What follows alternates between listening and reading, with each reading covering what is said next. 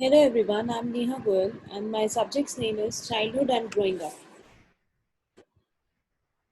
The topic for today's lecture is Piaget's theory of cognitive development.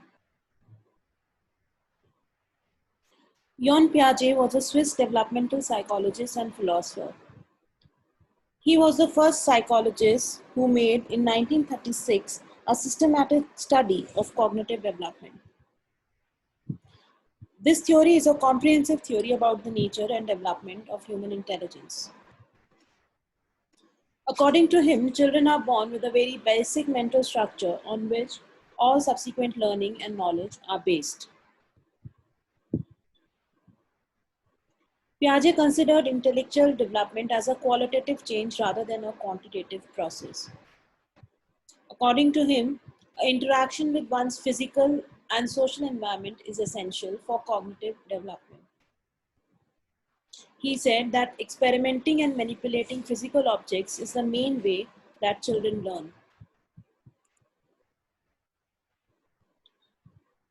According to him, cognitive development is a progressive reorganization of mental processes as a result of biological maturation and environmental experiences. He said that there are three basic main components. First, schemas, which he described as the basic building block of thinkings. Jean Piaget viewed intellectual growth as a process of adaptation or adjustment to the world. The second process that he described is assimilation.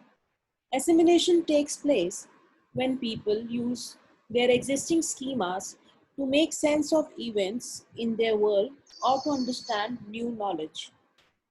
It involves trying to understand something new by fitting it into what we already know. The third term that he described is accommodation. Accommodation occurs when a person must change existing schemas to respond to a new situation by modifying and adding to their existing schemas when something new is needed. Both processes are required most of the time. Thank you.